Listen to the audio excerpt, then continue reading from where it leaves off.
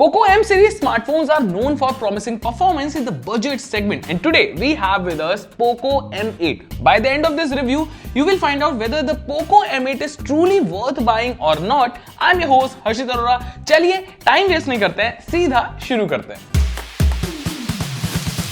The Poco M8 is a complete design revamp compared to the last generation. It comes with a curved display and a curved sleek chassis. This phone features a dual tone back panel जिस पर smudges नहीं आते हैं, but side में आपको थोड़े बहुत smudges दिख जाएंगे. You get all the controls on the right side and at the bottom you get the SIM slot, charging port and speaker grill. The Poco M8 features a 6.7-inch 120Hz curved display which is big enough to enjoy content. It isn't an HDR panel but the contrast balancing is nice considering the price point. लेकिन हाँ, कुछ dark content में there are some noticeable issues. The display is visible outdoor but direct sunlight में थोड़ा struggle करता है. This phone also has a dual stereo speakers and it goes up to 300% volume level. But I suggest use it at a max of 90% because उससे ज़्यादा volume पर distortion start हो जाता है. The haptics are weak and they are not ideal, at least for my liking.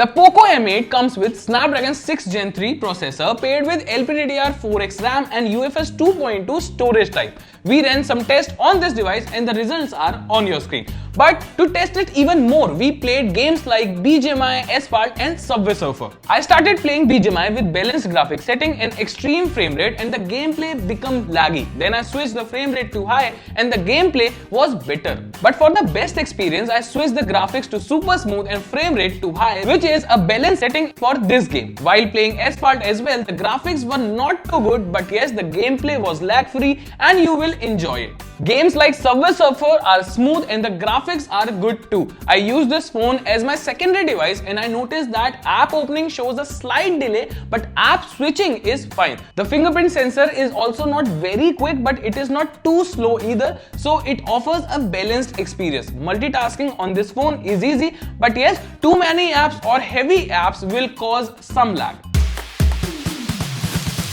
The Poco M8 comes with a 50MP primary lens and a 2MP sensor, and on the front it features a 20MP selfie camera. Daylight results are mostly fine. Bigger objects are decently detailed but smaller objects lose detail. लेकिन हाँ, pictures में dynamic range अच्छा है. The daylight portraits are fine but you will see blurred edges around the subject and the skin tone looks unnatural at times. Selfie results are much better and more detailed. You can see all the facial details clearly, but it over brightens the skin even when beautification is turned off. Now let's talk about the nighttime results. The night photos depends on the availability of light. Results are fine in good lighting condition, but in low light, photos become grainy. This phone can record up to 4K at 30fps videos from the rear camera. The Poco M8 comes with a 5520 mAh battery along with a 45W charger in the box. Before using the phone, I charged it to 100% and I used it for almost a day. I played games, did multitasking and made calls as well. After discharging the phone completely, it took almost 1 hour 20 minutes to charge the phone back to 100%. But if you are a moderate user, then you can use it for more than a day.